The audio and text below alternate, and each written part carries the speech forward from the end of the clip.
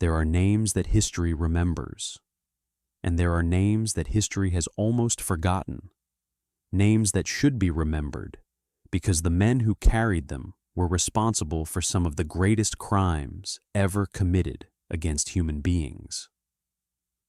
Odilo Globočnik is one of those names. He was not as famous as Himmler. He was not as feared as Heydrich. He did not have the public profile of Göring or the infamous reputation of Eichmann. But in terms of the sheer number of human lives he was directly responsible for ending, Odilo Globočnik stands in a category that very few men in all of human history can match. He was the man who ran Operation Reinhard, the systematic murder of approximately 2 million Jewish men, women, and children in occupied Poland. He built the death camps. He organized the deportations. He managed the logistics of mass murder on an industrial scale. And when British soldiers finally caught up with him in May 1945, he bit down on a cyanide capsule hidden in his mouth rather than face justice. This is the story of Odilo Globočnik, the SS general who murdered 2 million people and then killed himself to escape the consequences. Odilo Lotario Globočnik was born in April 1904 in Trieste, a city on the Adriatic coast that was then part of the Austro-Hungarian Empire. His family was of Slovenian origin, and his father was a cavalry officer in the Imperial Army. Trieste was a cosmopolitan, multi-ethnic city, and Globočnik grew up in an environment where questions of national identity and ethnic belonging were deeply charged. After the collapse of the Austro-Hungarian Empire following the First World War and the incorporation of Trieste into Italy, Globočnik, like many ethnic Germans and Austrians in the region, developed an intense pan-German nationalism. He wanted to belong to a greater German world, and he was willing to fight for it. He joined the Nazi Party in Austria in 1931, when it was still an illegal organization that operated underground against the Austrian government. This was a period when Austrian Nazis engaged in genuine political violence, bombings, assassinations, street fighting. Globočnik was involved in all of it. He was arrested multiple times by Austrian authorities and spent time in prison for his activities. But rather than dampening his fanaticism, these experiences intensified it. He became a true believer, a man for whom the Nazi cause was not a political position, but an identity. When Austria was annexed by Germany in March 1938 in the Anschluss, Globočnik was positioned to benefit enormously from the new order. He had been a committed Nazi for years before it was safe or profitable to be one, and men like him were rewarded. He was appointed Gauleiter of Vienna, the Nazi Party's regional leader for Austria's capital city, a position of enormous power and prestige. But his time in Vienna ended in disgrace. He was found to have been involved in illegal foreign currency transactions and was removed from his position in January 1939. It was a serious blow, and under a different regime, it might have ended his career entirely. Instead, it merely interrupted it. Heinrich Himmler, who had a talent for identifying and using ruthless and capable men, regardless of their personal failings, kept Globočnik close. In November 1939, just weeks after the German invasion of Poland had created a vast new, occupied territory in the east, Himmler appointed Globočnik as SS and police leader for the Lublin district in occupied Poland.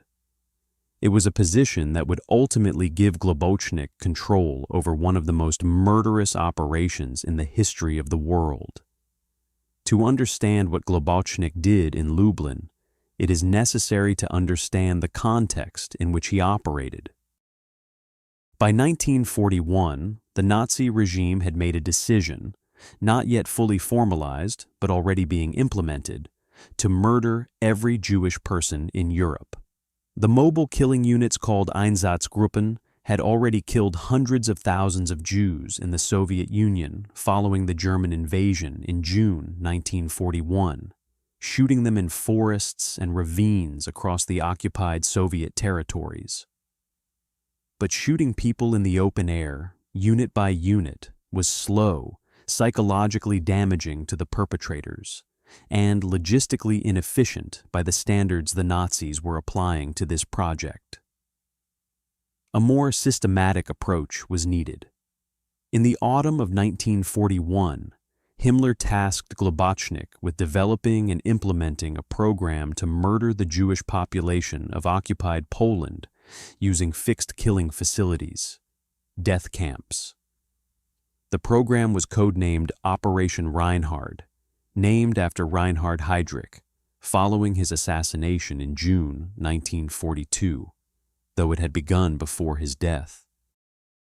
Globočnik threw himself into this task with a bureaucratic energy and organizational capability that was utterly terrifying in its implications. Under his direct supervision and management, 3 death camps were constructed in the Lublin district of occupied Poland. The first was Belzec, which began operations in March 1942. The second was Sobibor, which opened in May 1942. The third was Treblinka, which began operations in July 1942 and became the largest of the 3. These were not concentration camps in the sense that Auschwitz or Dachau were concentration camps, where prisoners were held for forced labor. They were pure killing facilities. There was no selection process, no registration of prisoners, no use of inmates for labor beyond the small groups forced to maintain the operation itself. Virtually everyone who arrived at Belzec, Sobibor, and Treblinka was dead within hours of arrival. The method used was carbon monoxide gas, pumped into sealed chambers from diesel engines. Victims were told they were being taken for showers and delousing. They were forced to undress, hand over their valuables, and walk down a path that the camp staff called the tube into the gas chambers. The doors were sealed. The engines were started. Within 20 to 30 minutes, everyone inside was dead. The bodies were initially buried in mass graves, and later, as the Nazis began to think about covering their tracks, exhumed and burned. Globočnik managed this entire operation from his headquarters in Lublin. He dealt with the logistics of deportation, coordinating with the railway authorities to schedule the trains that brought victims from the ghettos of occupied Poland to the death camps. He dealt with the staffing of the camps, drawing heavily on personnel who had previously worked in the Nazi euthanasia program in Germany, men who were already experienced in the mechanics of organized killing. He dealt with the financial side of the operation, overseeing the collection, sorting, and redistribution of the property stolen from the victims, their clothing, their gold teeth, their jewelry, their cash, their furniture, the contents of their homes. Operation Reinhard generated enormous quantities of looted property, and Globočnik managed its disposition with the same administrative thoroughness he applied to everything else. The scale of what happened under his direction is almost impossible to absorb. Between March 1942 and October 1943, the 3 Operation Reinhard death camps killed approximately 1.7 to 1.9 million people. The vast majority were Jewish men, women, and children from the occupied Polish territories, but the victims also included Roma people, Soviet prisoners of war, and others. Treblinka alone killed somewhere between 700,000 and 900,000 people in just over a year of operation. making it the second deadliest site of the Holocaust after Auschwitz. Globočnik oversaw all of it. In addition to the 3 main death camps, Globočnik also oversaw a network of forced labor camps in the Lublin district, where Jewish prisoners were worked to death under conditions of deliberate brutality. He was involved in the liquidation of the Jewish ghettos across occupied Poland, including the massive Lublin ghetto itself. He commanded the SS and police forces that carried out the roundups, the shootings, and the deportations that fed the machinery of Operation Reinhard. He was not a distant administrator. He was intimately involved in every aspect of the killing operation. By late 1943, Operation Reinhard was winding down. Most of the Jewish population of occupied Poland had been murdered. In October 1943, the 3 death camps were closed, the structures demolished, the sites plowed over and planted with trees in an attempt to erase the evidence of what had happened there. Globočnik was transferred out of Lublin and sent to his home region of Trieste, where he was appointed higher SS and police leader for the Adriatic coastal region. Here he continued his murderous work, overseeing anti-partisan operations and the persecution of Jews and political opponents in northeastern Italy and the former Yugoslav territories. But the war was ending. By the spring of 1945, Germany was collapsing.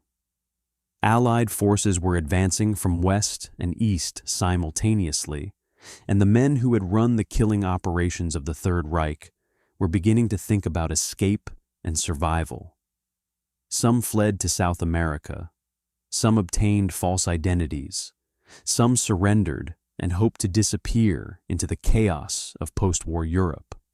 Globočnik chose none of these options, or rather, he ran out of time before he could implement any of them. On the 31st of May, 1945, British soldiers from the Field Security Service located and arrested Odilo Globočnik near the town of Paternien in the Austrian Alps, where he had been hiding since the German surrender. He was positively identified. The British soldiers began to process his arrest, and then, before he could be properly secured, Globočnik bit down on a cyanide capsule that he had been concealing in his mouth. He was dead within minutes. He was 41 years old. He never faced trial. He never sat in a courtroom and heard the evidence of what he had done read into the public record. He never had to look at the faces of survivors or the photographs of the dead. He took the same way out that Himmler had taken just days earlier, and that Göring would take later that year in his Nuremberg prison cell. A small glass capsule, a moment of biting down, and then nothing. The death camps of Operation Reinhard were so thoroughly demolished that for years after the war, there was very little physical evidence that they had existed at all. Treblinka, Sobibor, and Belzec were fields and forests by the time Allied investigators began their work. It took years of painstaking historical research to reconstruct what had happened there, to establish the numbers, to document the methods, to collect the testimony of the tiny number of survivors. The man most directly responsible for building and running those camps had killed himself in an Austrian valley before any of that work had even begun. Odilo Globočnik is not a household name. He does not appear on the list of defendants at the Nuremberg trials because he was already dead. He does not have the same historical profile as Eichmann, who was captured in Argentina in 1960 and put on trial in Jerusalem in a proceeding that brought the Holocaust to the attention of a new generation. Globočnik escaped all of that. He escaped everything, except, perhaps, the knowledge of what he had done. And if the manner of his death tells us anything, it suggests that he preferred oblivion to living with that knowledge in a world where others could see it too. 2 million people, men, women, children, murdered in camps that he built, on trains that he organized, through a system that he managed. That is the legacy of Odilo Globočnik. And now you know his name.